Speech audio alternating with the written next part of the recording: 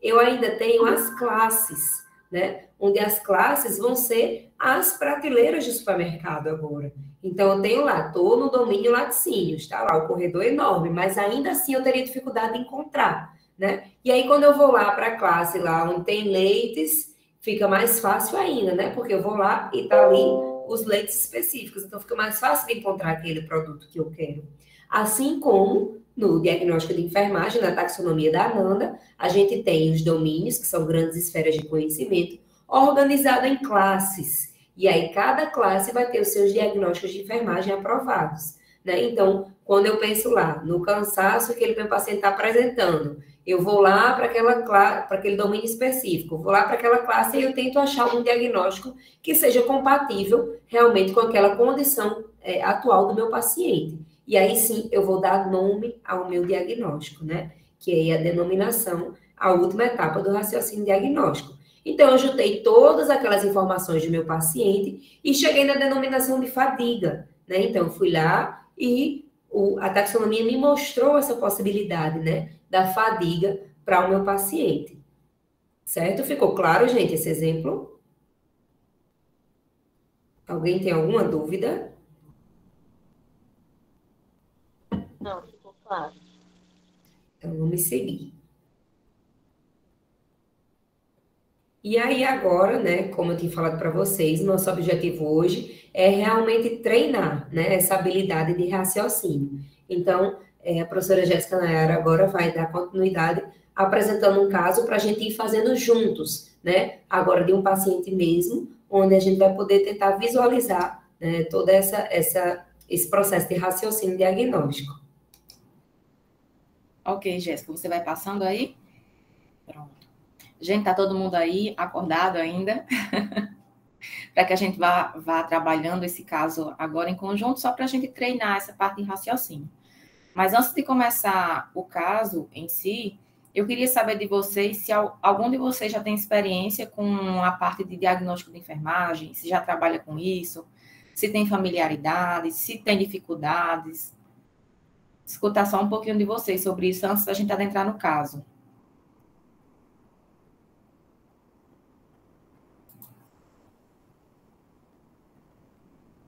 Mabel falou que não trabalha.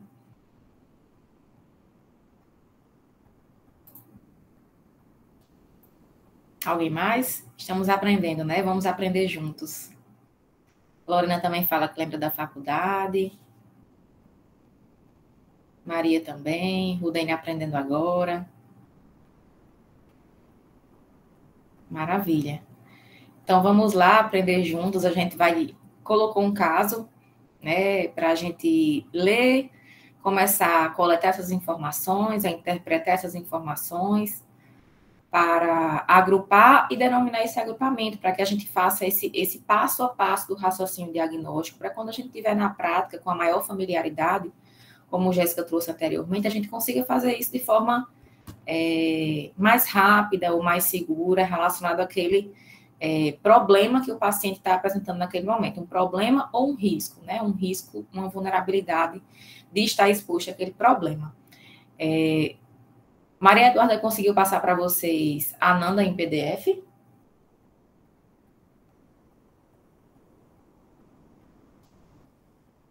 Sabe dizer, Isabel, se ela conseguiu? Não sei dizer, mas eu compartilhei uma pasta com eles, com a Ananda. Pronto, tá ótimo, então. Quem puder acessar esse material para que a gente vá fazendo e trabalhando em conjunto, eu acho que fica mais didático e a gente consegue ter mais familiaridade com a taxonomia. Vou compartilhar aqui novamente. Tá.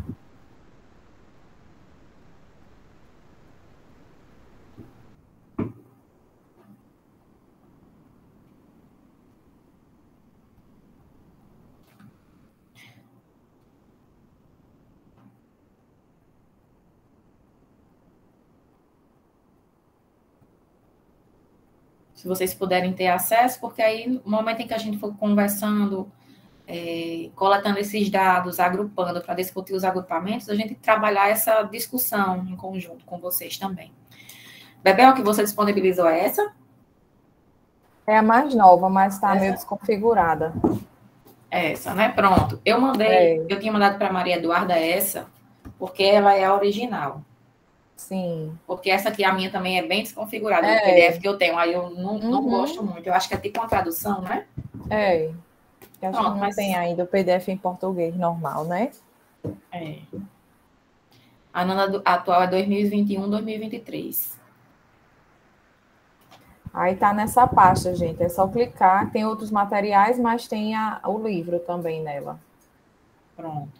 Para gente, quem conseguir entrar no sumário, pelo menos para ir tendo uma ideia dos elementos, para que a gente faça essa discussão em conjunto.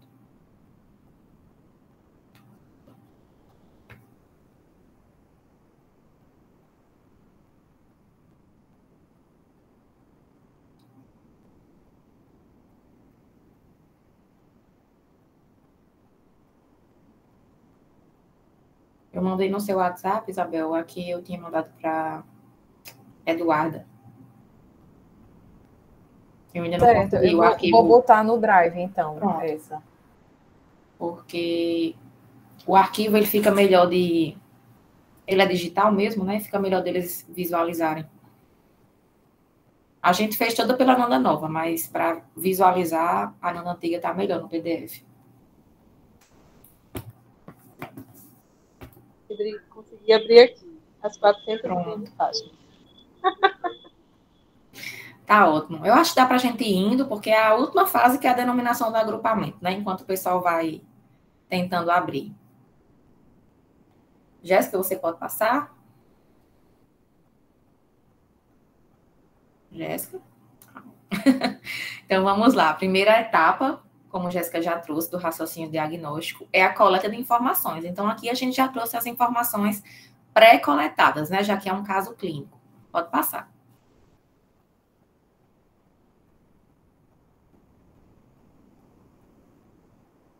Passou 2. Isso. Pronto. Eu vou lendo devagar, certo? A história clínica, depois vou ler a parte de anamnese e exame físico. Esse é um caso baseado na teoria das necessidades humanas básicas de Wanda Horta, que acredito ser o referencial que vocês vão utilizar também aí para a implantação. Então, a gente já quis trazer mais ou menos no modelo. E aí, à medida que eu for lendo e vocês também, eu queria que vocês fossem destacando, principalmente pontos de anamnese e exame físico, que eu vou ler mais à frente, pontos que chamam a atenção de vocês, que vocês acham que é uma necessidade importante, né, que o paciente está apresentando naquele momento. Podemos combinar assim? Pode ser. Pronto. Então, eu vou começar aqui. Se tiver ruim o áudio ou alguma coisa, vocês podem me avisar que eu vou falando mais devagar, vou lendo mais devagar e a gente vai se complementando. A ideia hoje é que a gente tente realmente compreender como é que chegamos à denominação desse agrupamento, né, que é o próprio diagnóstico de enfermagem, certo? Então, PRLC, 51 anos, 70 quilos, sexo masculino, casado, representante de vendas, foi admitido há 6 dias atrás com queixa de dor lombar. Relatou que convivia com essa dor há 8 anos, uma dor lombar que irradiava para o flanco direito, além de uma dor epigástrica.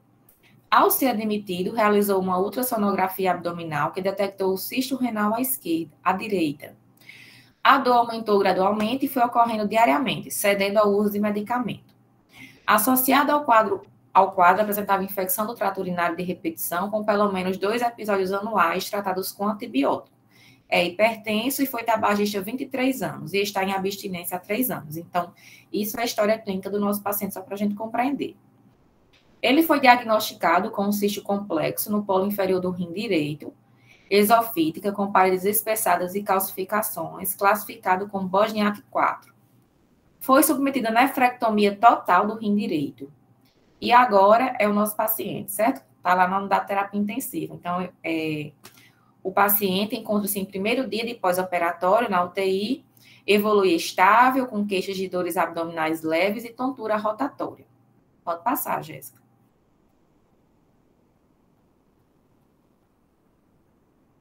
Então, aqui alguns exames complementares de hematócrito, hemoglobina, glicose, triglicerídeos, leucócitos, ureia, creatinina, sódio e potássio, que são exames complementares que podem nos ajudar a ver se tem alguma alteração para fomentar a nossa inferência diagnóstica, né? A gente vê que é um paciente que está tecnicamente dentro dos parâmetros de normalidade, está ali com a glicose no seu padrão máximo de normalidade, né, com 100. E aqui só a representação da tomografia realizada pelo paciente antes da nefrectomia, que enfatizava esse cisto renal, né, essa categoria Bosniak 4. Certo? Pode passar, Jéssica. E aí agora eu vou pedir a atenção de vocês, e aí vocês, se tiverem um rascunho, um papel, alguma coisa aí, vão anotando os dados que vocês acham importante que a gente destaque na história clínica desse paciente, certo? Então, nas necessidades psicobiológicas, na regulação neurológica, um paciente com bom estado geral, Glasgow 15, consciente, orientado em tempo, espaço e pessoa, porém relata a sensação de tontura rotatória. Está respirando em O2 ambiente, saturando 98%, mas tem uma expansibilidade torácica diminuída porque está próximo, né, o sítio cirúrgico está próximo do diafragma. Tem uma frequência respiratória de 20 movimentos respiratórios por minuto, e na ausculta pulmonar tem rumores vesiculares presentes bilaterais, sem ruídos adventícios. Tecnicamente é um paciente tranquilo, né? Está lá só em recuperação do pós-operatório imediato.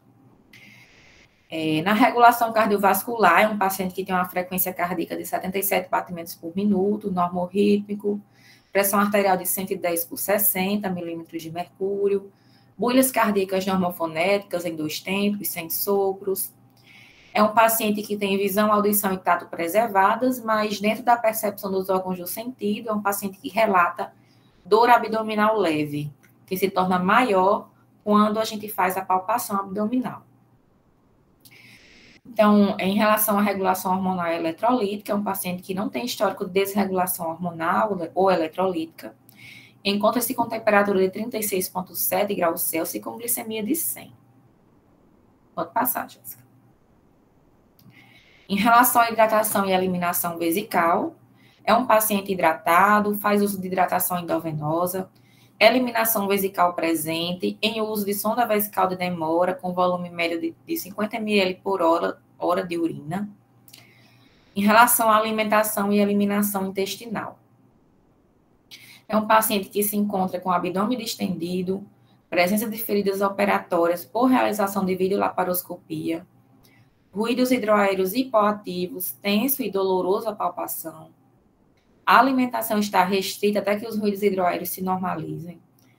Eliminações intestinais ausentes desde o pré-operatório. E tem um turgor cutâneo preservado, é um paciente normocorado e tem ausência de icterícia.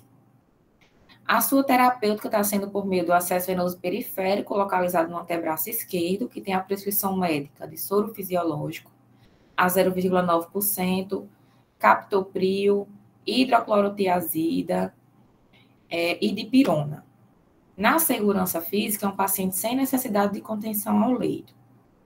Em relação às necessidades psicossociais, é um paciente comunicativo, otimista, ativo, sem problemas de verbalização. Apresenta sono preservado e regular. Em relação às necessidades psicoespirituais, é um paciente que não apresenta necessidade de auxílio espiritual, demonstra sentimento de fé e verbaliza otimismo por saber que não terá mais as infecções recorrentes e a dor lombar frequente. E agora, a gente vai passar para a segunda etapa, né, do raciocínio clínico, que é a parte de interpretação dos dados. Não passe agora não, Jéssica. Eu queria saber de vocês se vocês conseguiram elencar algumas informações que vocês acharam que seria importante nesse caso que a gente acabou de ver. Pode ser no chat, podem ligar o áudio, fiquem à vontade, certo? Para a gente interagir.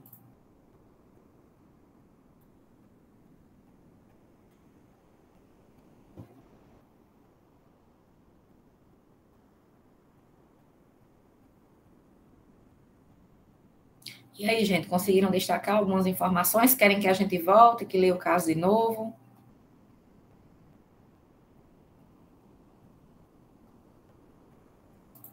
As principais queixas, né, que ele tem, que é a dor abdominal, apesar de discreta, essa tontura rotatória, Dos exames chama a atenção a glicemia, né? Que está ali bem já limítrofe, quase para alta, né? Os ruídos hidroaéreos diminuídos, então está com a dieta mais restrita, e a evacuação ausente também.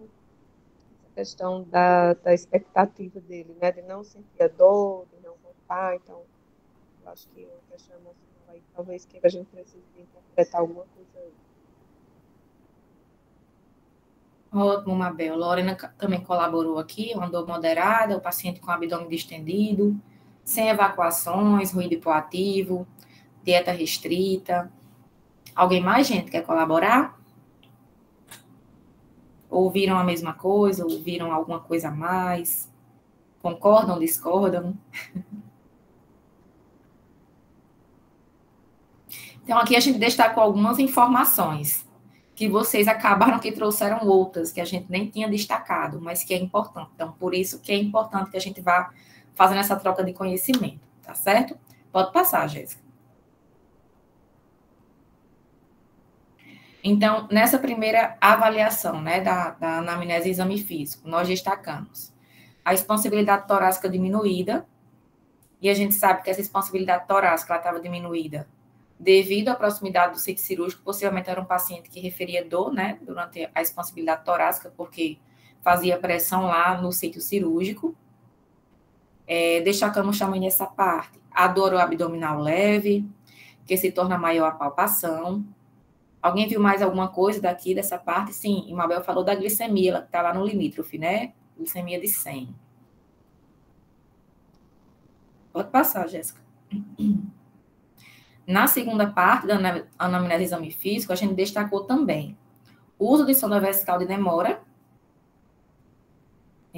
o abdômen distendido, as feridas operatórias, os ruídos hidroaéreos hipoativos, tenso e doloroso a palpação, paciente com eliminações intestinais ausentes, né, desde o pré-operatório, e um paciente que sente dor ao tentar evacuar. A colega também trouxe aqui no chat, abdômen distendido, chamou a atenção, a evacuação ausente desde quando, relacionada ao uso de opioide. Isso são informações que a gente precisaria ter uma maior profundidade na coleta, né? Aqui só traz que ele está com essa evacuação ausente desde o pré-operatório. Então, se fazia 6 dias que ele tinha sido internado, feita a tomografia, a gente leva em consideração que seja mais ou menos esse tempo, mas era um dado que a gente precisava validar junto do paciente. Muito boa a sua colocação, viu, Jalisca? Alguém mais destacou mais alguma coisa daqui? Acho que não, né? A dieta restrita, acho que Lorena colocou também, até que os ruídos se normalizem. Ok, então a gente coletou dados a partir do caso clínico, que é um resumo, né, do que a gente pode ter do paciente. A gente vai começar agora a coletar informações. Vou interpretá-las e agrupá-las, né? Como foi que a gente pensou em fazer? Pode passar, Jéssica. Dentre essas informações soltas, né, que a gente conseguiu coletar desse caso clínico, né, desse paciente que estava lá em primeiro dia de pós-operatório. Vocês conseguem agrupar essas informações por similaridade? Antes da gente passar para o quadrinho que a gente trouxe, um possível espelho de resposta. Vocês acham que essa dor está relacionada com o abdômen, que está relacionado com o ruído hipoativo, que está relacionado com essa dieta restrita, que está relacionado também com a ausência de evacuação? Acha que dá para separar essas informações? Como é que a gente pode pensar em agrupar essas informações? Como é que vocês acham que dá certo? Acho que sim, elas estão todas correlacionadas, né? Estão todas correlacionadas e a gente precisa entender em qual casa, em qual parte lá do supermercado, né, como Jéssica trouxe, em qual parte da taxonomia ela se encaixa para que a gente consiga denominar esse agrupamento do paciente, né? Então, pode passar, Jéssica.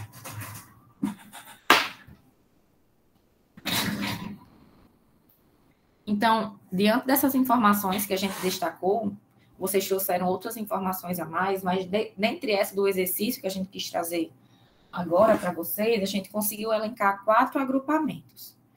A dor abdominal leve, que se torna maior a palpação. O paciente com abdômen tenso, geralmente relacionado a esse quadro de dor, quadro de infecção, enfim, que ele deve estar passando naquele momento.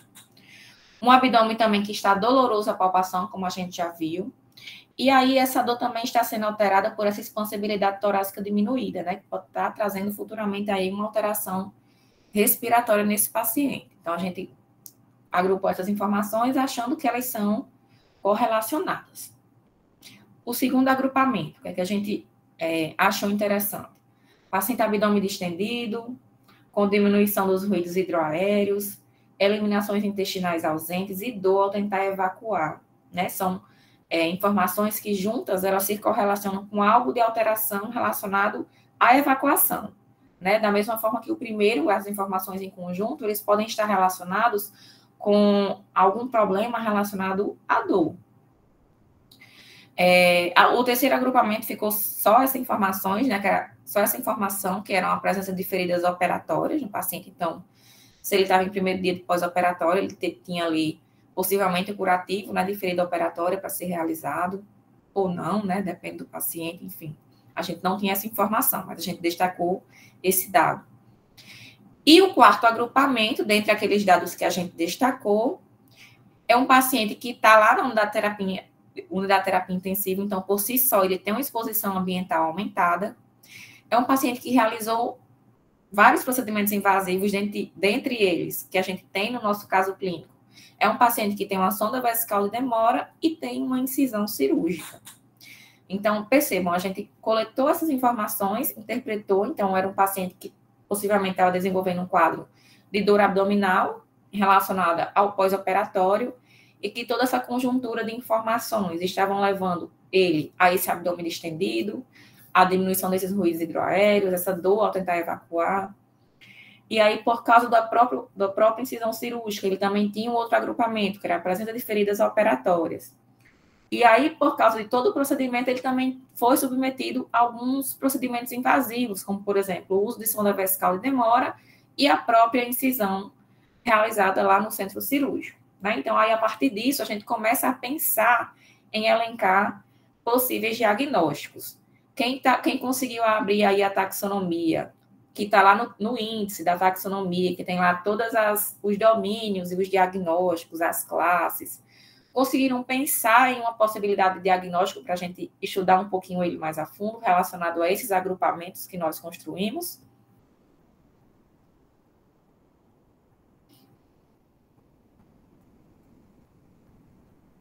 Dá um tempinho aí para o pessoal conseguir pensar, né?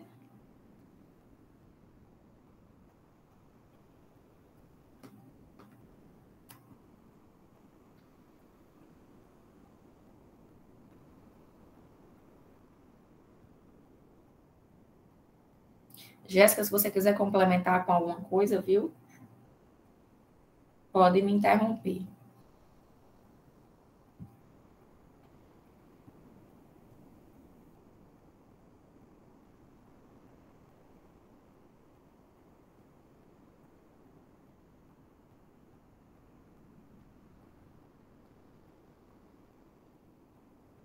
Vocês conseguiram ter acesso à taxonomia para a gente esperar um pouquinho?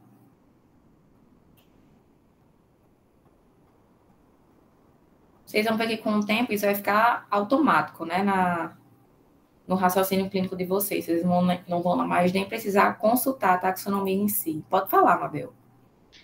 Eu dizer que eu tô lá olhando, assim, tô tentando encaixar, porque eu acho que a gente precisa se debruçar realmente um pouco em estudar um pouquinho, né? Ter esse olhar para que a gente se familiarize. Isso. Quanto mais realmente a gente manipula, quanto mais a gente usa, mais a gente se familiariza. Mas é assim mesmo, viu? Vamos contribuir, que não tem nada certo nem errado. A gente está aqui para aprender junto, tá bom? Deixa eu olhar mais um pouquinho, tem mais dúvida aí. Se achar. Jéssica, esse é a taxonomia e esse diagnóstico de enfermagem, eles são diferentes um do outro? Como assim?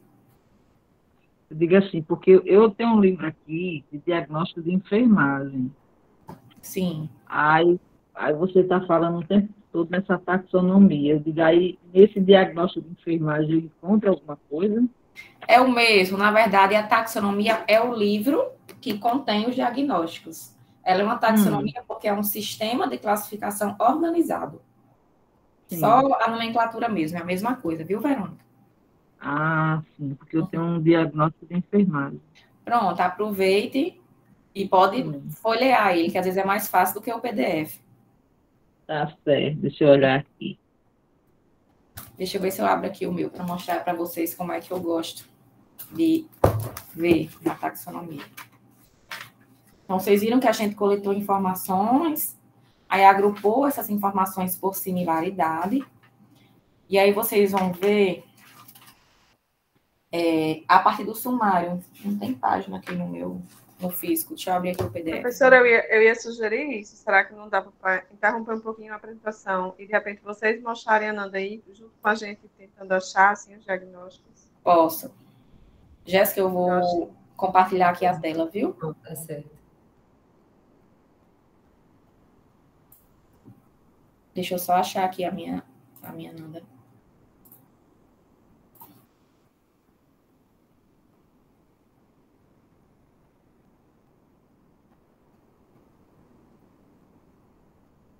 E eu vou abrir a mesma que Isabel colocou aí para vocês, a 2018, 2020, certo?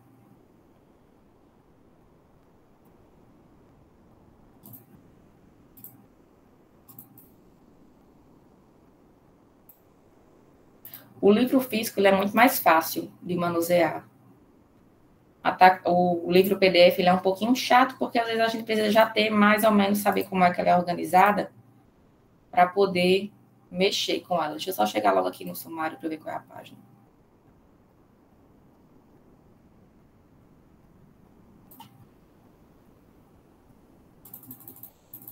Aí eu já compartilho a tela no local correto.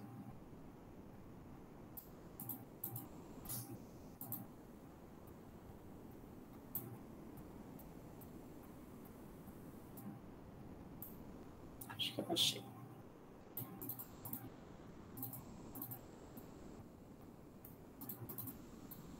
Quando a gente está aprendendo, vou lá, página 26, se quiserem ir abrindo aí, eu vou compartilhar aqui a tela.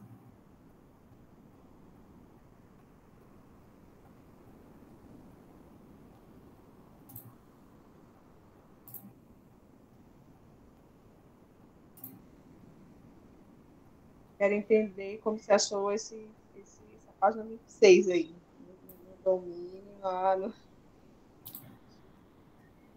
Tá aparecendo para vocês já? Tá. O tamanho tá bom? Quer que eu aumente mais, tá bom? Pronto. Tá bom. Se a gente abrir no sumário da taxonomia, na página aqui 26 do PDF, certo? Aqui, ó. Vai aparecer a parte 3, que é onde encontram-se todos os diagnósticos de enfermagem da taxonomia. Lembra que a gente coletou informações e agrupou elas por similaridade, para poder interpretá-las? Então, o nosso primeiro agrupamento, deixa eu abrir aqui a apresentação agora. Para a gente rever os agrupamentos para poder ir pela taxonomia, certo?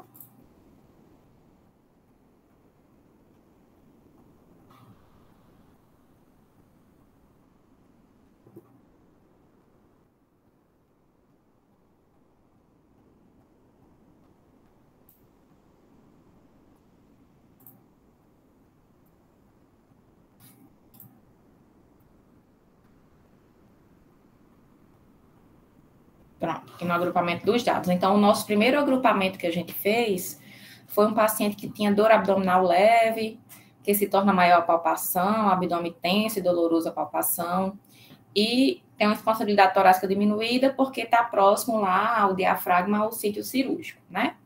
Então, a gente sabe que, ao agrupar essas informações, o paciente possivelmente tem algo relacionado à dor, concordam? Agora eu não consigo ver mais vocês. Se quiserem ligar o microfone e falar, fiquem à vontade. Então, a gente sabe que o paciente tem algo relacionado à dor. Então, a taxonomia da Nanda Internacional, ela tem 13 domínios. Então, vai do domínio 1, de promoção da saúde, ó, tá aqui. Vocês estão conseguindo acompanhar? Sim, tá dando para ver. Domínio 1, promoção da saúde. Domínio 2, nutrição. Domínio 3, eliminação e troca. Domínio 4, atividade e repouso.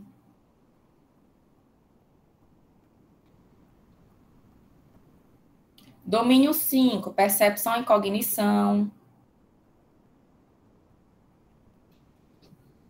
Domínio 6, autopercepção, e a gente já vai vendo os títulos diagnósticos, certo? Aqui são as classes, e essa partezinha azul são os títulos diagnósticos.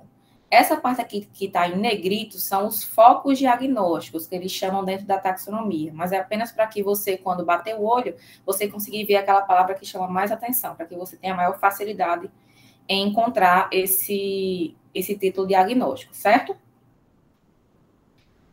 Domínio 7, papéis e relacionamentos. Domínio 8, sexualidade. Domínio 9, enfrentamento ou tolerância ao estresse.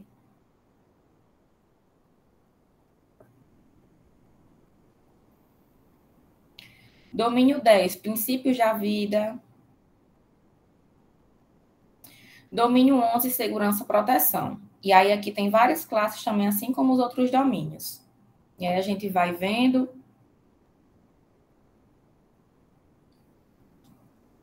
Os diagnósticos. O domínio 11 é basicamente um dos maiores domínios que tem um maior número de diagnósticos dentro da taxonomia.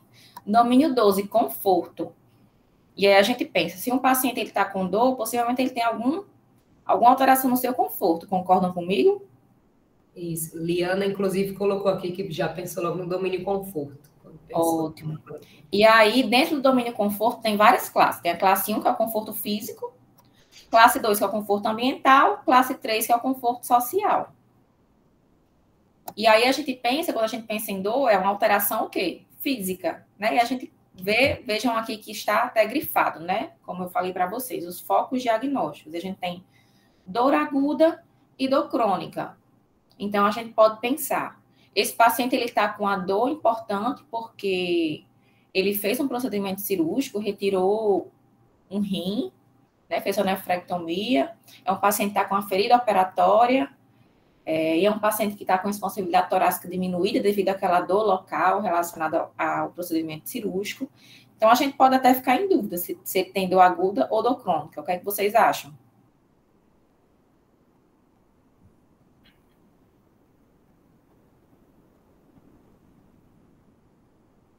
Acho que ela é aguda pela situação clínica, né? A dor crônica. Eu também tenho o mesmo raciocínio.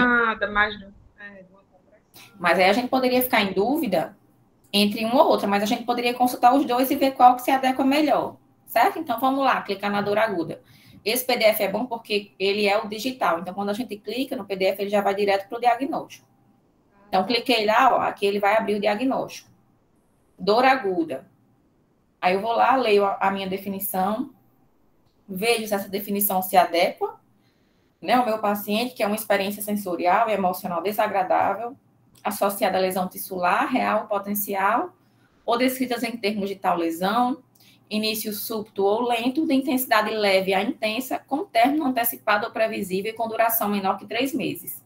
Então, possivelmente, é um paciente que tem aí uma dor aguda, né? E aí, a partir dos sinais e sintomas que a gente elencou, a gente realmente vai ver se esse diagnóstico realmente casa com os sinais clínicos apresentados pelo meu paciente, né? Relacionado a Oi, pode falar, Jéssica. Não, só para complementar, a importância da gente ir para a definição, né? Porque a definição realmente é que vai conduzir a nossa decisão em relação àquele rótulo. Né? Às vezes, o que é dor aguda para mim não é dor aguda para a Jéssica Nayara, não é dor aguda para a professora Maria Isabel.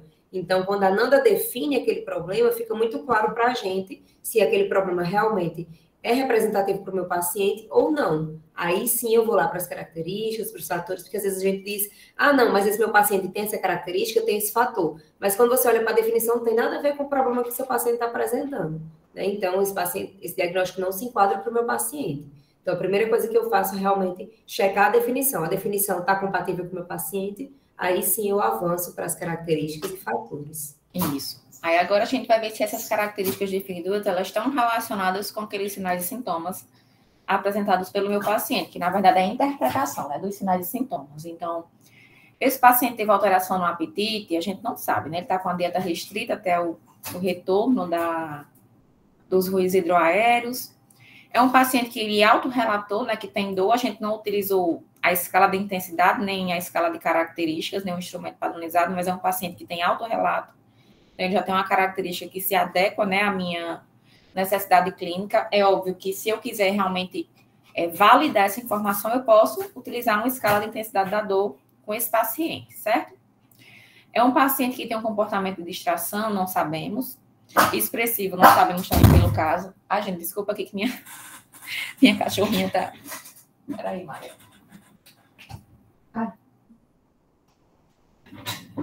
Maia quer participar. Maia quer participar também da aula. É um paciente que tem comportamento protetor?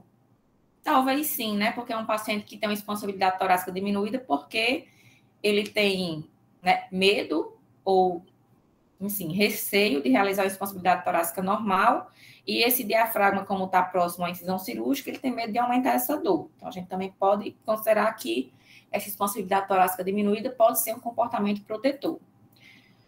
Vamos lá, ver o que esse paciente mais tem. Expressão facial de dor, não sei, porque no caso a gente não consegue visualizar o paciente, né? Posição para aliviar a dor. A gente também pode considerar com relacionado à expansibilidade torácica diminuída. Então, é um paciente que ele fecha diagnóstico de enfermagem de acordo com a sua definição, e ele fecha porque ele tem características definidoras dentro da minha coleta de dados que, em conjunto, elas casaram para a formação desse diagnóstico. Então, quando a gente coleta essas informações que definem o diagnóstico, identifica as características definidoras, a gente vai para os fatores relacionados, né, que são os fatores em que o enfermeiro ele pode agir com intervenções relacionadas a esses fatores. Os fatores relacionados são as possíveis causas, né, desses diagnósticos de enfermagem. Então, a gente vai escolher se esse fator relacionado vai ser um agente biológico lesivo, um agente físico lesivo ou um agente químico lesivo, né? Como a gente classificou a dor dentro da classe de conforto físico, a gente pode considerar que foi um agente físico lesivo, ou se a gente for considerar também que essa dor ela foi ocasionada por um problema que esse paciente apresentava no rim, e por isso ele realizou esse procedimento cirúrgico, a gente pode também estar pensando no agente biológico lesivo, mas no momento a gente não consegue interferir diretamente nesse agente biológico, porque ele já foi retirado na cirurgia, né? Concordam comigo? Então, o que está causando a inquietação desse paciente no momento é o agente físico, ou seja, a própria incisão cirúrgica, que está causando essa dor no abdômen do paciente. Então, a gente teria inferência diagnóstica, tanto com característica definidora, como com fator relacionado. Certo? Deu para entender, gente, mais ou menos? Deu. E aí, lembrar que os fatores relacionados, né, no caso, agente lesivo físico, é a causa do problema, ou seja, é onde nós iremos intervir como enfermeiros, né, onde o enfermeiro tem condições de intervir, e as características definidoras são realmente aqueles sinais e sintomas que o paciente está apresentando e que nos faz crer que ele realmente tem aquele problema, né?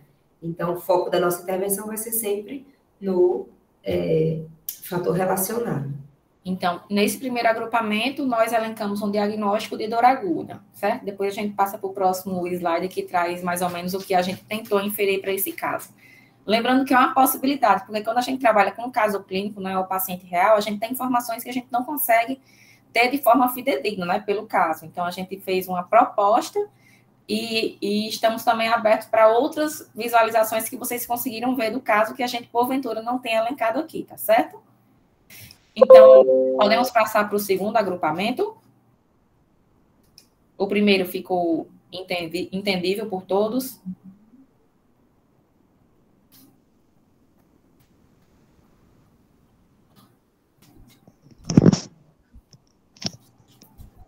Pode passar, Jéssica. Jéssica, Oi. essas características definidoras, subjetivas e objetivas. Do diagnóstico? Vai trabalhar agora? Deixa eu ver aqui. No diagnóstico dor aguda, ele traz características subjetivas e objetivas, é isso? É. Deixa eu olhar lá de novo. Mas as características subjetivas são aquelas que o paciente relata, e as objetivas são aquelas que eu consigo observar ou avaliar mediante medida, exame físico, mensurar, tá? Então, deixa eu abrir lá só para a gente ver isso. Eu não me atentei. Dor aguda. Você está olhando nessa mesma versão? Ou é na anterior? Eu estou olhando no livro físico. Pronto. Qual é o ano desse seu livro físico? Você tem como ver aí na capa? Deixa eu olhar aqui.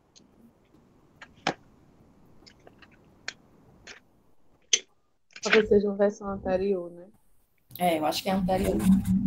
É a 12ª edição, mas eu ver aqui, não estou vendo o ano. Porque eu estou achando que talvez o de Verônica não seja a taxonomia da Ananda, talvez seja outro livro de diagnóstico de enfermagem. Sim. Mas, Verônica, de forma geral, é isso. Quando se trata de características objetivas e subjetivas, é só essa organização que a professora Jéssica falou. Né? Aquelas objetivas é aquilo que a gente vai lá e mede, vai lá e verifica e olha, tipo, edema, o paciente está com edema, eu vejo que o paciente está com edema. Expressão de dor, né? No caso numérica, por exemplo, o paciente me diz que ele está com uma dor número 9 de 10, né? Então, aí ele já é um dado mais subjetivo, certo? Por exemplo, no nosso caso, o paciente, ele relatou que ele sentiu uma dor abdominal leve, mas, por exemplo, a característica da expansibilidade torácica diminuída, eu só consegui identificar porque eu fiz a avaliação física. Então, o autorrelato da dor do paciente seria uma característica subjetiva e a verificação da expansibilidade torácica diminuída, ou seja, esse comportamento protetor contra a dor, é uma característica objetiva, porque eu consegui ver, eu consegui mensurar. Deu para entender, Verônica?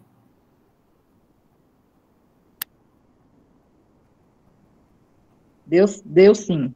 Pronto, maravilha. Qualquer coisa pode interromper, certo? Então, segundo agrupamento, paciente com abdômen distendido, né, diminuição dos ruídos hidroaéreos, eliminações intestinais ausentes, dor ao tentar evacuar. Então, se ele estava com uma eliminação intestinal ausente desde o pré-operatório, possivelmente pelo caso clínico há mais de 6 dias, né? Então, vamos lá de novo para a taxonomia. Quando a gente já conhece os domínios e as classes, a gente já pode ir diretamente para elas, mas aqui a gente vai fazer essa atividade de como que a gente não conhece, certo? Então, a gente vai procurar desde o início dos domínios. Então, domínio 1, promoção da saúde. Acho que é no domínio 3. Domínio 2, nutrição. Alguém falou em domínio 3, vamos lá. Domínio 3, eliminação troca. Então, um paciente que possivelmente tem um problema de eliminação, né? Que tem dor, tentar evacuar, tem eliminações intestinais ausentes, tem diminuição dos ruídos hidroaéreos, abdômen distendido.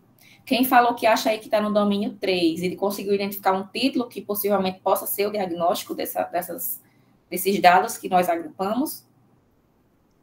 Não, ainda não, que eu estou esperando você passar, porque eu estou retomando a aula da professora Isabel, que ela falou bem direitinho de cada domínio. Tá ótimo. A gente já consegue identificar. Maravilha. Domínio 3, eliminação e troca. Então, a gente tem aqui classe 1, função urinária. Possivelmente não é porque a gente está falando de dor, tentar evacuar, eliminação intestinal. Então, a gente já passa. Classe 2, função gastrointestinal. Então, se a gente viu características que elas juntas corroboram para alguma alteração gastrointestinal, então possivelmente pode ser que tenha um diagnóstico dentro dessa classe, dentro desse domínio, né, de eliminação e troca. Então, dentre esses diagnósticos aqui que vocês estão observando, vocês acham que algum deles casa com o problema do nosso paciente? Se ficar em dúvida em mais de um, a gente vai lá e olha mais de um, certo? A gente poderia pensar, talvez, a colega falou em constipação percebida, teria que ver realmente o risco de constipação, já que também ele está com uma dieta mais restrita, né? Mas, enfim, está com o ruído já diminuído. Não sei se a gente já pode dizer que é uma constipação percebida ou se ainda é um risco de constipação. Eu acho que a gente fica em dúvida nesses 3 primeiros, né? Ou constipação, ou risco de constipação, ou a constipação percebida, não é isso? Então, vamos olhar cada um deles e ver qual casa melhor? Então, vamos lá, constipação.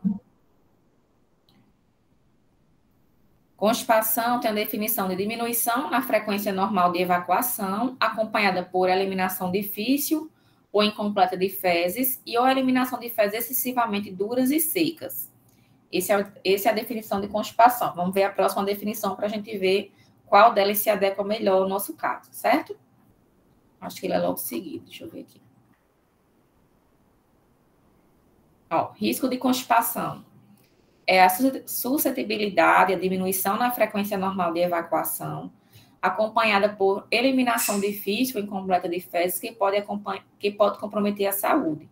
Então, é uma vulnerabilidade, ou seja, é um paciente que pode apresentar constipação.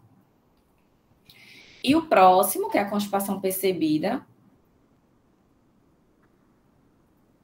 tem a definição de autodiagnóstico de constipação, combinado com abuso de laxantes, enemas e ou supositórios para garantir uma evacuação diária. E aí, gente, pela definição, vocês acham que um é mais relacionado do que o outro? O que é que vocês acham?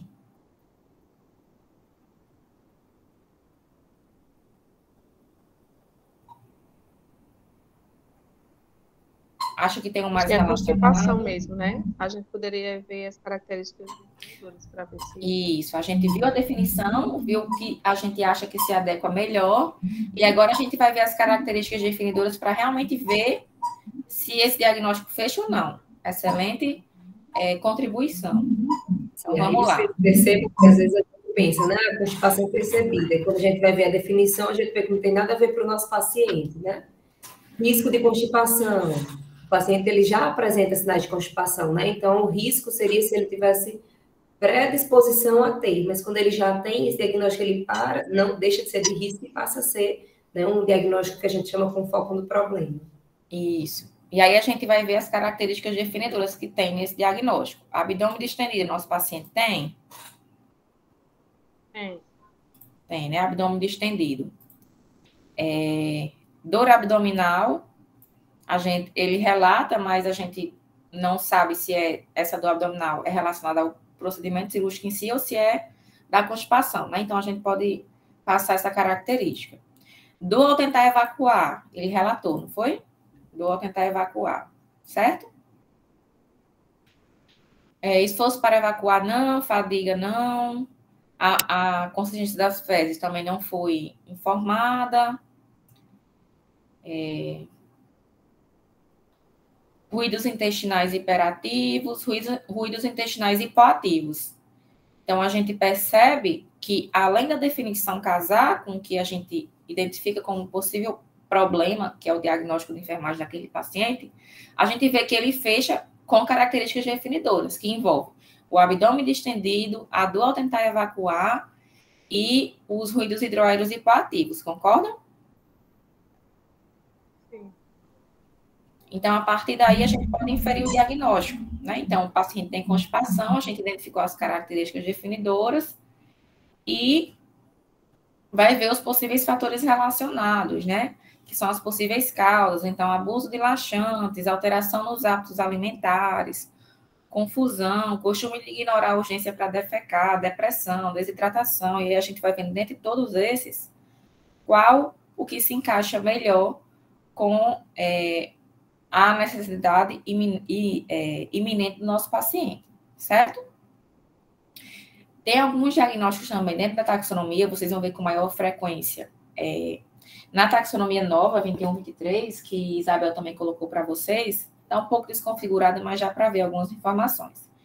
Os diagnósticos, eles têm também condições associadas e populações em risco, né? Isso aqui não apresenta, mas que são condições, elementos do diagnóstico, que a gente não vai descrevê-los, mas que vai nos ajudar a fazer, né, a casar essa inferência diagnóstica realmente com a necessidade que o meu paciente apresenta, certo? E se a gente pensar, né, que os fatores relacionados, eles são a causa do problema de enfermagem, então eles precisam ser problemas que a enfermagem tem condições de resolver. E aí, às vezes, a gente tem diagnósticos com problemas que a enfermagem sozinha não pode resolver. Como, por exemplo, um diagnóstico médico, né? O paciente ele tem um diagnóstico médico, então sozinho a enfermagem não vai resolver. Mas a presença daquele diagnóstico médico vai nos ajudar a raciocinar em cima daquela condição. Ou então, uma população em risco, por exemplo, o paciente ser idoso. Eu não tenho como interferir na idade do paciente, né? Eu não vou fazer com que o paciente fique mais jovem para ele não ter mais aquele problema de enfermagem. Mas o fato dele ser idoso vai me dar suporte ao meu raciocínio diagnóstico para eu ter mais certeza ainda que o paciente realmente está apresentando aquele problema. Isso. Alguém ficou com dúvida, gente, em relação a esse segundo diagnóstico que a gente conseguiu denominar a partir do segundo agrupamento? Foi abdômen distendido, diminuição dos ruídos hidroaéreos, eliminações intestinais ausentes e do tentar evacuar? Todo mundo entendeu? A gente pode ir para frente? Como é que está aí? Por mim, pode ir. Maravilha. Jéssica, se alguém falar no chat que você conseguir ver, você me avisa também. Pode deixar que eu aviso. Pronto, o terceiro agrupamento, que ficou só essa informação, né? Presença de feridas operatórias. A gente volta lá para a taxonomia. Vocês vão ver que com esse trabalho, de trabalhar com caso clínico, ou até mesmo na nossa prática profissional, manusear a taxonomia, vai fazer com que, com o tempo, a gente tenha uma familiaridade maior para estar executando esses diagnósticos sem precisar do manuseio da taxonomia, certo? Então, vamos lá, voltar lá para a nossa página 26. E a gente vai encontrar alguma coisa lá no domínio 11, que fala de infecção. Qual domínio? Cortou. 11, né? Então, vamos lá. O colega falou que a gente está lá no domínio 11, que é o domínio de segurança e proteção, correto? Isso. Lá no domínio segurança e proteção,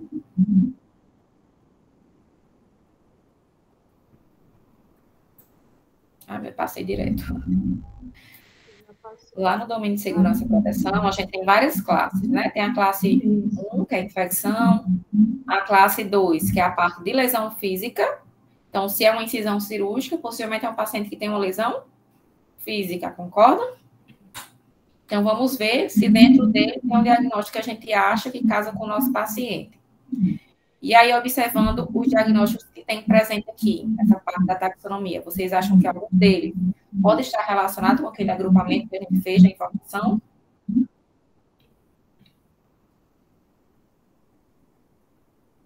Acho que tem integridade prejudicada, né, pela cicatriz, pela decisão cirúrgica. E tem antes da infecção, tem risco de infecção. Tem um risco de infecção. Ele tem a incisão, ele está com a nutrição também prejudicada. Isso. Guarda essa informação do risco de infecção, tá? A gente vai falar dela também. Então, a colega falou que pode ser integridade da pele. Vocês perceberam que tem integridade da pele, tem integridade tissular prejudicada. E tem os riscos, né? Mas não é mais um risco porque o paciente está com a incisão cirúrgica lá já realizada na pele, concorda? Vocês sabem a diferença entre esses dois diagnósticos? Integridade da pele, integridade tissular? A gente pode ficar na dúvida, né? Vamos ver cada um deles? Então, integridade da pele prejudicada. Vamos ver a definição dele. Epiderme e ou derme alterada. Definição clara, concisa e direta, né? Tem como características definidoras alteração na integridade da pele, área localizada quente ao toque, dor aguda, hematoma, matéria estranha perfurando a pele, sangramento, vermelhidão. Vamos olhar lá a integridade tissular.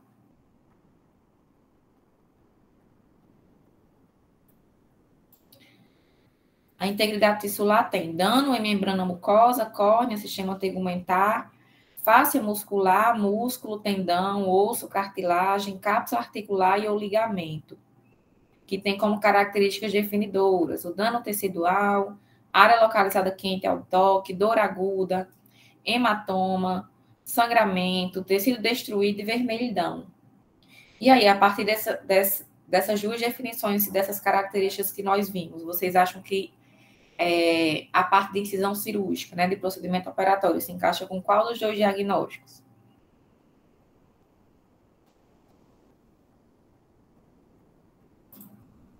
Que é esse grupamento 3 aqui, presença de feridas operatórias. E aí, gente? Liana acha que tissular. Liana acha que tissular. Alguém Eu mais? atender a ligação da minha mãe, aí eu perdi. Ah. Perdão. Integridade tissular. Alguém mais, gente? Concorda, discorda?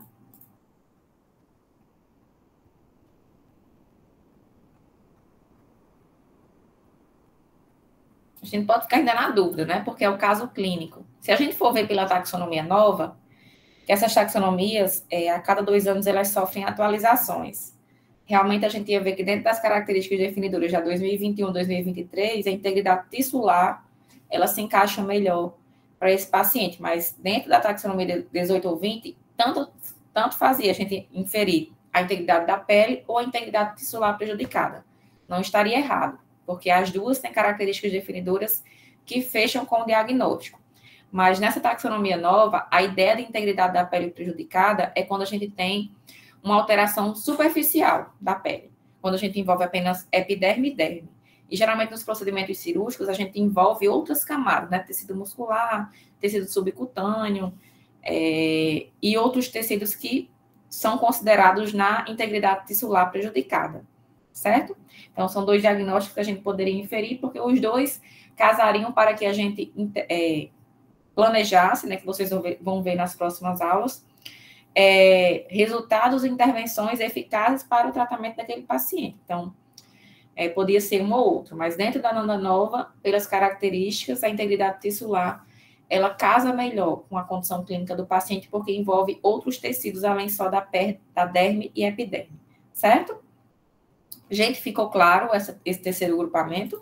Só tinha uma informação, né? Eu acho que fica mais claro da gente entender. Ficou claro, gente? Ou quer que eu repita? Não ficou claro? Discorda? Para a gente discutir aqui. Ficou claro, Mabel disse. Maravilha. E o quarto agrupamento que a gente colocou foi um paciente que usa sonda vesical demora, então ele é um paciente que faz, né, tem a realização do procedimento invasivo, foi submetido a uma incisão cirúrgica e, pelo próprio ambiente da terapia intensiva, ele tem uma exposição ambiental aumentada a patógenos, concorda? Então, quando a gente vê esse quarto grupamento, vocês já conseguem pensar em algum domínio específico da Nanda? Risco de infecção. Ó, nem falou mais nenhum domínio, já foi direto para o diagnóstico, né? A gente já vai começando Domínio 11. a ter familiaridade, é isso mesmo. Quando a gente começa a ter familiaridade, a gente nem precisa mais ir por domínio, nem por classe. É igual quando a gente conhece o supermercado da nossa cidade. Então, por exemplo, eu conheço o supermercado daqui que é chamado Ligzarm. Então, toda vida que eu vou lá, que eu sei o que é que eu vou comprar, eu não preciso nem olhar para aqueles letreiros lá em cima do que eles têm, porque eu já sei exatamente onde é que está aquele produto que eu quero. Então, da mesma forma, a informação que a gente traz para os diagnósticos. Então, às vezes, a gente nem precisa mais ir pelos domínios, a gente já sabe qual é o título diagnóstico. Ah, meu Deus, eu acanalhei aqui. O domínio 11. E a classe é... Classe 1, infecção, Classe né? 1. Classe Risco 1. de infecção. Nós temos 2. Risco de infecção ou risco de infecção do sítio cirúrgico? Os 2. Porque um vai Vamos ser olhar por os causa da 2? sonda e outro do sítio. Pronto, então vamos lá. Acredito. Risco de infecção, que aqui significa suscetibilidade à invasão e multiplicação de organismos patogênicos que podem comprometer a saúde. Então, como é um diagnóstico de risco, ele não vai ter características definidoras, ele vai ter fatores de risco. Então, um paciente que tem alteração na integridade da pele, alteração no peristaltismo, conhecimento insuficiente para evitar patógenos, desnutrição, estase de líquidos, tabagismo, obesidade ou vacinação inadequada. E o diagnóstico de infecção do sítio cirúrgico, vamos ver a definição.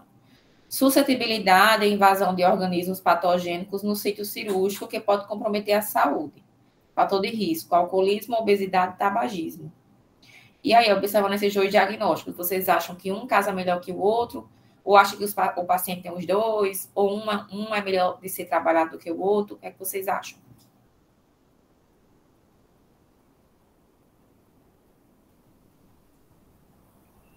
Essa exposição do paciente a esses procedimentos, ele está sendo só relacionado ao sítio cirúrgico ou vocês acham que a gente tem que trabalhar com ele o risco de infecção de uma forma geral?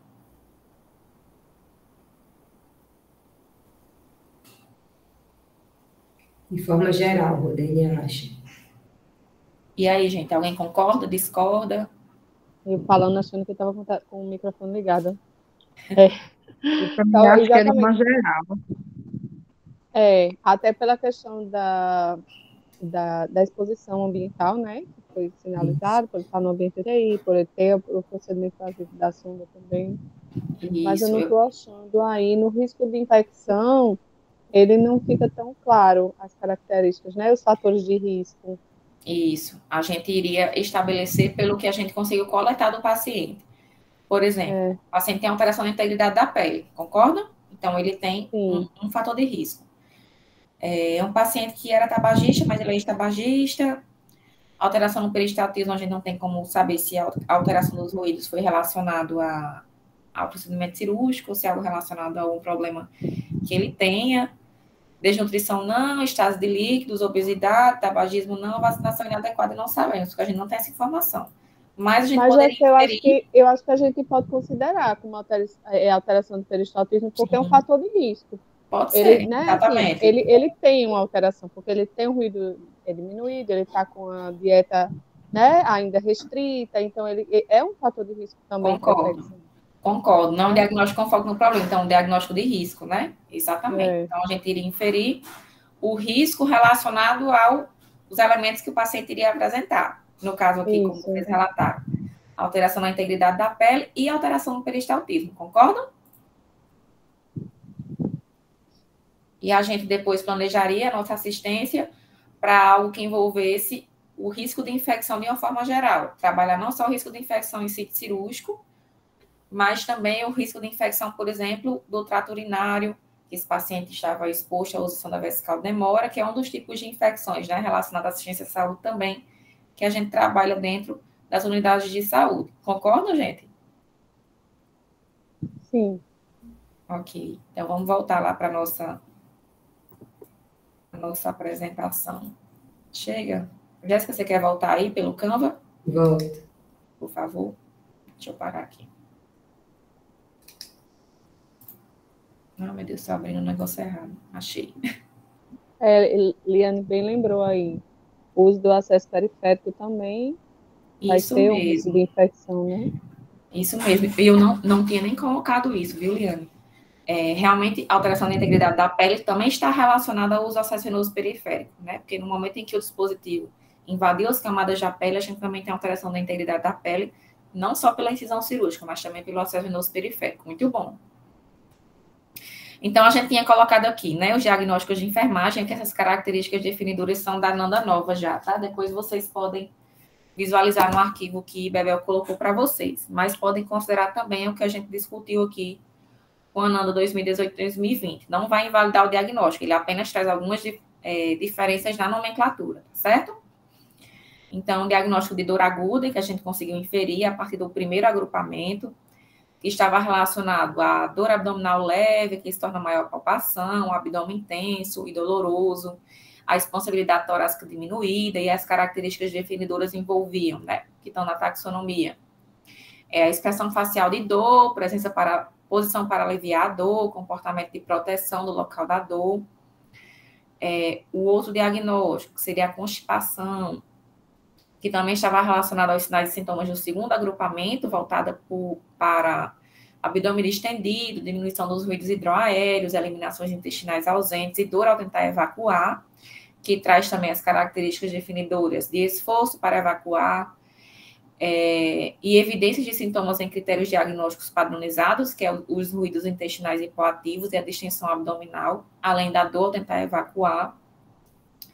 A integridade tissular prejudicada, porque a gente leva em consideração que o procedimento cirúrgico ele envolve camadas além da derme e a epiderme. Então, a presença de feridas operatórias relacionado, né, ou evidenciado, né, integridade tissular prejudicada evidenciada pela dor aguda e alteração na integridade da pele. E o risco de infecção, né, os sinais e sintomas pela exposição ambiental aumentada, a realização de procedimento invasivo, e esse risco de infecção que eu coloquei relacionado, né, integridade da pele prejudicada, e aí a gente poderia acrescentar o que vocês trouxeram também, que era o peristaltismo, né, deixa eu ver aqui de novo. Alteração no peristaltismo, tá certo? Então, a gente sempre vai construindo, trabalhando em conjunto e vendo novas informações que vocês nos trouxeram. Eu lembro que no início, Mabel também destacou a glicemia limítrofe lá do paciente, né? Então, o paciente próprio internado em terapia intensiva, ele já tem um risco de glicemia instável, o risco de padrão glicêmico desequilibrado, que a gente também poderia estar tentando pensar em inferir para esse paciente, caso ele apresentasse alguma característica, ou, desculpa, algum fator de risco desse diagnóstico. Tá certo, gente? Ficou claro para todo mundo essa parte?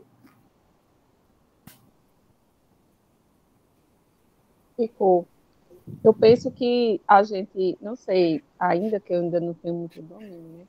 Mas teria alguma coisa relacionada também ao fator emocional dele.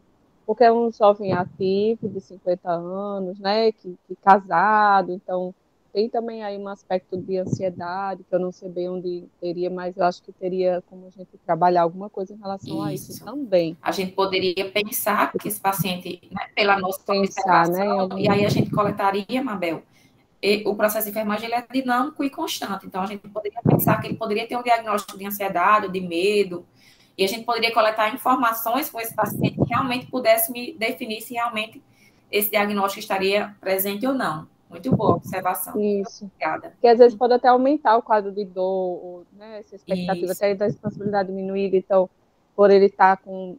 Porque não deixa de ter, independente de você ser portador, vamos dizer assim, de ansiedade ou não, né, o próprio fato de estar internado, de estar longe da família, de ter a expectativa de se recuperar, então, assim, tem, às vezes, às vezes, uma rispidez, uma alteração de humor, né, alguma coisa assim, comportamental, de repente, eu acho que, provavelmente, ele deve ter alguma coisa relacionado. Isso mesmo.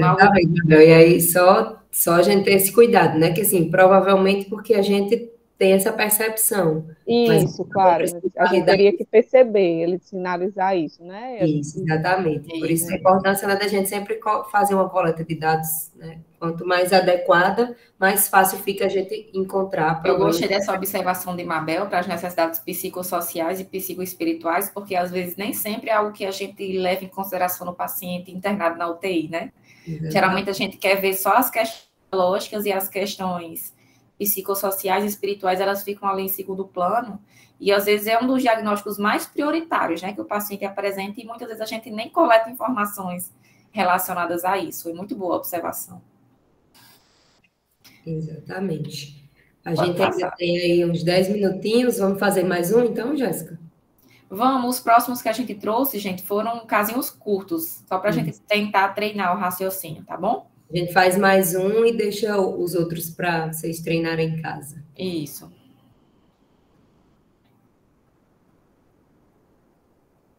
Então, vamos lá, treinar mais um. Agora vocês já sabem como é, já podem pegar papel e caneta aí e nos ajudando aí a construir mais um caso.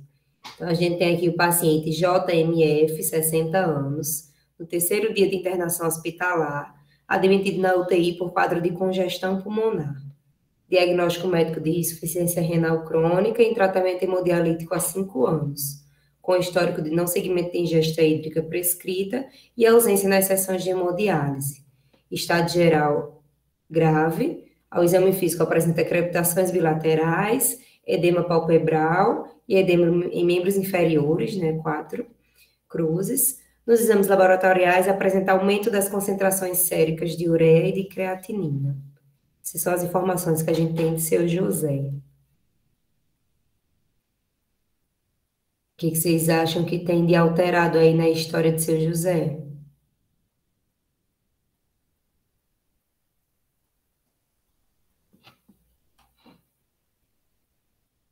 Podem colocando no chat ou falando aqui.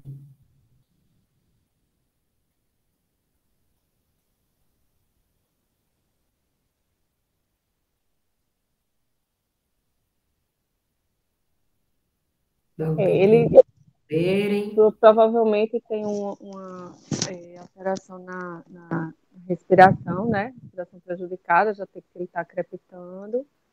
O paciente que tem edema também, de membros, chega até a ter edema de pálpebra, que vai estar relacionado à insuficiência renal, né? A essas concentrações séricas altas, Eu estou tentando imaginar aqui o diagnóstico de enfermagem. Como a gente não tem familiaridade, a gente fica aqui girando, mas a gente vai achar. É. Mas aí a gente pode ir aos poucos, né? Assim, porque às vezes é difícil a gente já pensar no diagnóstico, mas a gente pode ir aos poucos e tentando levantar. Agrupando, né? Vocês já me falaram aí da crepitação, dos edemas, né? Do paciente Sim. renal crônico, Rodênia destacou aqui a questão dos pulmões, né? Da congestão pulmonar. Então, a gente tem várias informações que vocês acham que elas convergem ou que a gente poderia fazer uma caixinha só, mais de uma? O que é que você acha?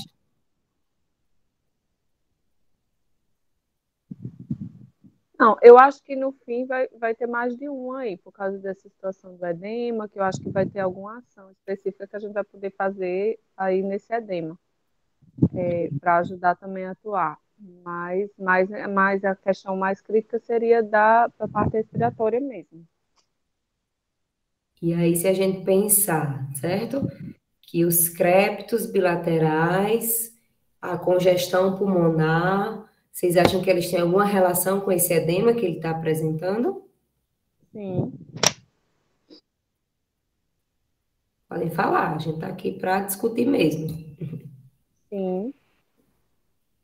Então, a gente consegue visualizar, né? Um paciente renal, já em tratamento hemodialítico, e aí a alteração respiratória que ele está apresentando já nos mostra aí um possível acúmulo de líquido ali nos pulmões, né? Os crépitos, a congestão, e aí a gente casa essa situação do acúmulo de líquido pulmonar ali com os outros dados que ele nos apresenta, que o edema palpebral, o edema dos membros inferiores, e aí a gente já vai para os laboratoriais, né, e vê um aumento da concentração de ureia e de creatinina aí nesse paciente, né?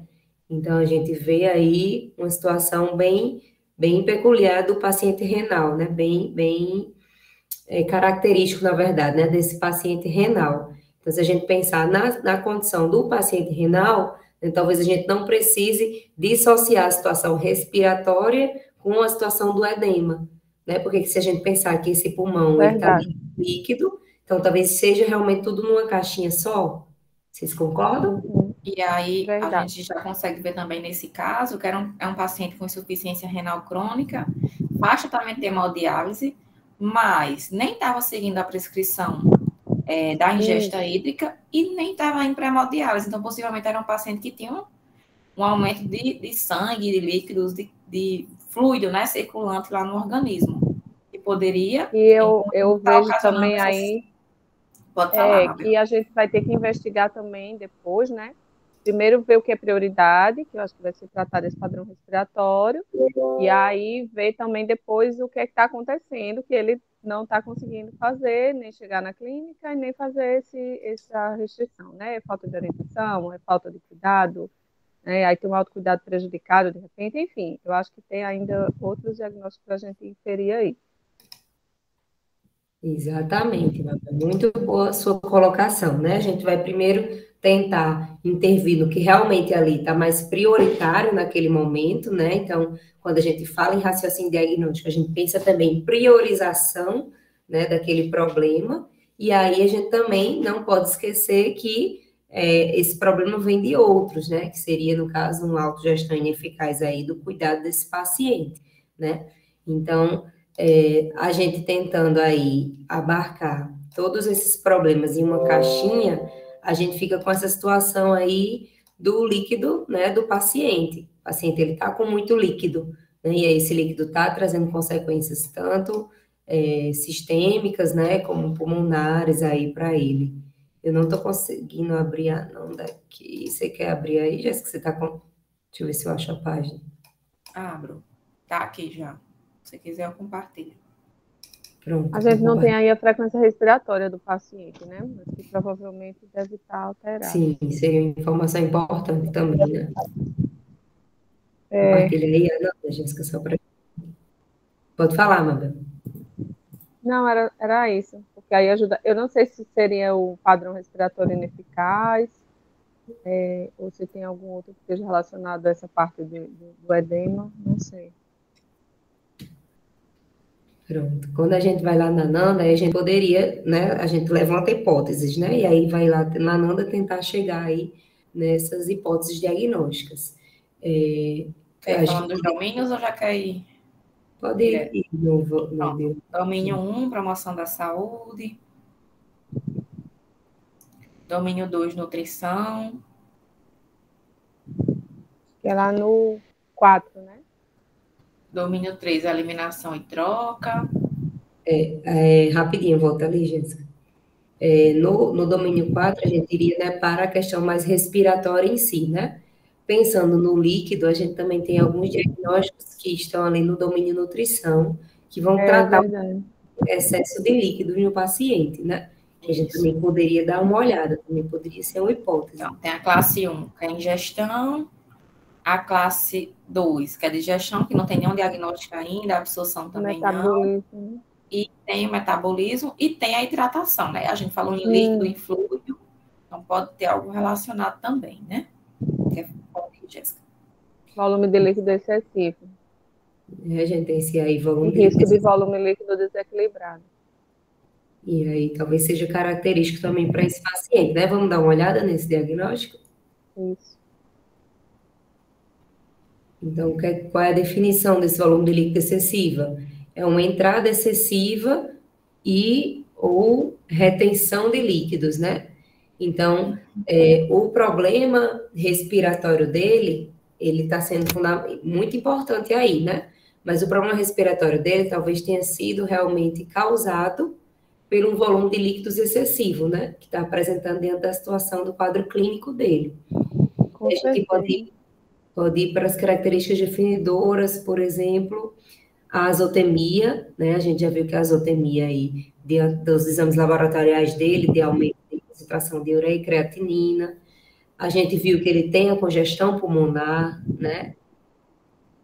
Baixa aí mais um pouquinho. Dispneia, a gente não tem essa informação. Edema. A presença do edema, exatamente. Ingestão maior que a eliminação, provavelmente. Porque se ele está dias sem ir para a clínica, né? E não segue a restrição hídrica, então... Exatamente. Se ele nem estava indo para fazer hemodiálise, também não estava seguindo a restrição, né? E, além disso, os próprios ruídos respiratórios adventícios, né? Que a gente também identificou no nosso caso. Então, casou muito, né, com a situação que a gente encontrou. Posso sim traçar para esse paciente um diagnóstico respiratório, né, mas diante da condição dele de líquido, a gente percebe muito que a condição respiratória ela está associada à condição do líquido mesmo, né. E aí a gente pode ir lá para os fatores relacionados, que aí a gente vai ter uma entrada excessiva, né, de líquidos, e a gente ainda tem a condição associada que é um mecanismo de regulação comprometido, né, o paciente ele tem insuficiência renal crônica, então ele tem esse mecanismo comprometido, e aí eu não tenho como intervir na condição de renal crônico desse paciente, mas eu tenho como intervir orientando ele em relação àquele excesso de líquido que está sendo ingerido, né, e aí quando a gente pensou nesse diagnóstico, né, para ser mais rápido, a gente pensou realmente na questão do volume de líquidos. Deixa eu voltar aqui, né? Isso. Apresentação. E aí, gente, perceba uma coisa. Quando a gente fala de raciocínio diagnóstico, não existe resposta correta, né? Cada um vai ter o seu raciocínio dentro da sua vivência, das suas experiências, do seu conhecimento, né? Então, aqui a gente pensou mais especificamente para o volume de líquidos, né, como mais prioritário nessa situação. Mas aí, se a gente fosse avaliar esse paciente mais a fundo, talvez um diagnóstico respiratório fosse tão importante quanto tratar o volume de líquidos aqui nesse momento, né? E aí ele estivesse lá casando os dois. E aí, só lembrando aqui do nosso passo a passo, a gente, quando foi lá, interpretou o dado, a gente viu que aqueles exames laboratoriais queriam dizer uma azotemia, a gente viu que a presença do edema estava ali, a gente viu que aquele respiração crepitante estava mostrando para a gente sons respiratórios adventícios, e a gente viu a presença da congestão pulmonar. Então, a gente, na hora de juntar tudo, a gente tentou associar tudo isso no mesmo problema, que era um problema de excesso de líquidos, né? E aí, o que era a causa desse excesso de líquido? Era a insuficiência renal crônica, era a falta da sessão de hemodiálise, era a ingesta excessiva de líquidos, e estava trazendo como consequências as características que a gente falou mais acima. E aí sim a gente chega na denominação, né, onde a gente vai realmente dar o nome àquele diagnóstico. E aí a gente deu o nome de volume de líquidos excessivo, relacionado à ingesta excessiva de líquidos, né, e é evidenciado por azotemia, edema, congestão pulmonar e sons respiratórios adventícios, certo? Ficou claro esse caso mais rapidinho que a gente quis trazer?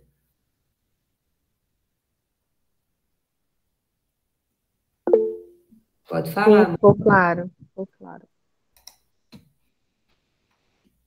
Vocês têm alguma dúvida, gente? Alguma coisa que vocês queiram acrescentar? Não sei se ficou essa percepção para vocês, mas ver que quando a gente começa lá no primeiro diagnóstico, a gente fica com muita dificuldade achando que é algo muito distante da gente, né? E aí, à medida que a gente vai treinando, vai chegando no segundo diagnóstico, no terceiro diagnóstico, no quarto diagnóstico, as coisas vão fluindo mais, porque a gente vai tendo uma maior aproximação, né, com a taxonomia.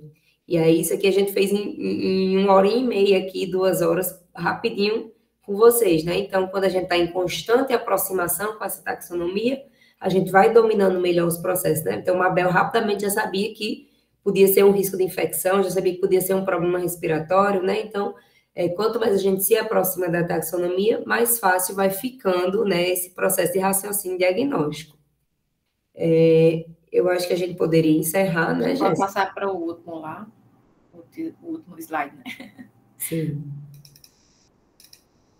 Deixa eu ver se eu consigo ir para cá. Enquanto a gente manda para eles. Tá travando. Peraí, vai chegar. Isso. E aí, o que é que a gente vai fazer, né? A gente já tem aí outros casos, como esse, pequenininhos, né, que a gente fez, a gente propôs para a gente ir trabalhando aqui, mas a gente vai passar como atividade de casa, né, para que vocês possam pensar em casa, tentar chegar naquele diagnóstico, né, tentar se desafiar mesmo em relação a isso, né? E aí, depois que vocês tentarem fazer esse raciocínio, a gente envia também a chave de resposta para vocês confirmarem ou não. Claro que não existe uma resposta correta, né? Um fechado, é aquilo e acabou, porque cada um vai ter seu raciocínio, mas o que a gente pensou para aquele caso, né? Digamos assim. E aí, pensar também na priorização, que eu acho que eles vão ver na parte de planejamento, né? Mas, por exemplo, a gente pensou que aquele paciente, esse último que a gente falou, ele tinha uma alteração respiratória, né, tinha crepitus, e ele tinha um volume de líquidos ali excessivo, que estava causando edema, estava causando a congestão pulmonar, e outras características que ele apresentava, né, aumento da ureia e creatinina, e a gente pensa na priorização de que forma?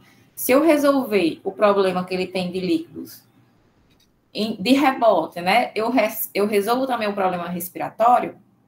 Se esse problema respiratório for relacionado ao excesso de líquido, sim, eu vou resolver. Então, se eu resolver o volume de líquidos, consequentemente, eu vou resolver também o problema respiratório. Mas, por exemplo, se esse paciente, ele, além desse volume de líquidos aumentado, ele tem um problema respiratório associado a uma pneumonia, por exemplo. Então, muitas vezes eu preciso resolver, além do volume de líquidos, aquele diagnóstico respiratório. Então, a gente sempre pensa nessa priorização ou na junção de diagnósticos que, em conjunto, a gente precisa solucionar para chegar, né, à resolução daquele problema e o bem-estar do nosso paciente. Então, a gente vai deixar os nossos e-mails aí à disposição para que vocês possam entrar em contato, tirar dúvidas, trocar experiências. E gostaria também já de agradecer a Isabel aí pelo convite, a parceria aí com Jéssica, e agradecer a vocês também que estão aqui até agora, né, 10 horas da noite, com a gente, discutindo e aprendendo em conjunto. Então, foi um prazer e eu agradeço bastante também esse momento de hoje à noite.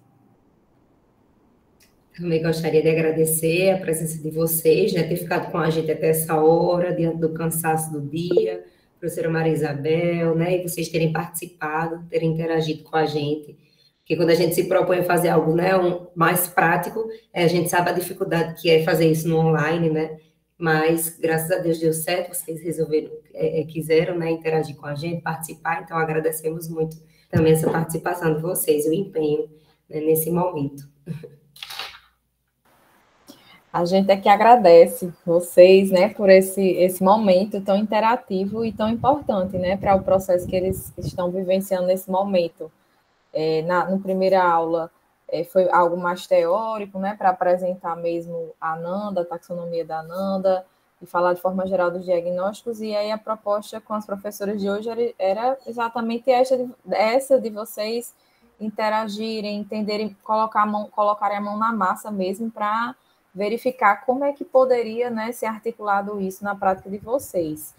E é como as professoras falaram, é esse movimento, né, de constantes aproximações, é que vocês realmente vão começar a perceber que não é algo tão distante, né, da prática de vocês. Na verdade, é algo, esse processo de identificar problemas de enfermagem é algo que é inerente, né, à prática de todos vocês, mas que agora a gente está acrescentando as taxonomias de enfermagem para padronizar mesmo essa linguagem. E lembrando que, assim, a gente, aqui no momento de hoje, né, no momento da quinta passada, a gente falou, assim, a gente enfatizou a questão da taxonomia, de mostrar o livro, de como é que ele traz, mas lembrem também, né, para os que ficaram, assim, um pouco ressabiados, né, sobre todos esses nomes, esses diagnósticos, e na prática em si, né, o que a gente pensa e o que vai tentar ser implementado vai ser algo mais palpável, porque vai ser no formato, vai ser informatizado, né? Vocês vão ter acesso a esses diagnósticos, a esses sinais, sintomas, fatores relacionados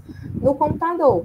Então, vocês não vão ficar folheando, né? Apesar de que é interessante, né, ter sempre esse contato com o livro para rever alguns problemas e tudo mais, mas isso vai ser facilitado pelo próprio processo informatizado, que vocês vão ter acesso a esses diagnósticos, né, no computador, e aí vai ser algo mais simples, digamos assim, de ser realizado nesse sentido e facilitado, né, pela informatização dessa etapa, não só dessa, mas como as demais que iremos falar um pouquinho nas próximas semanas.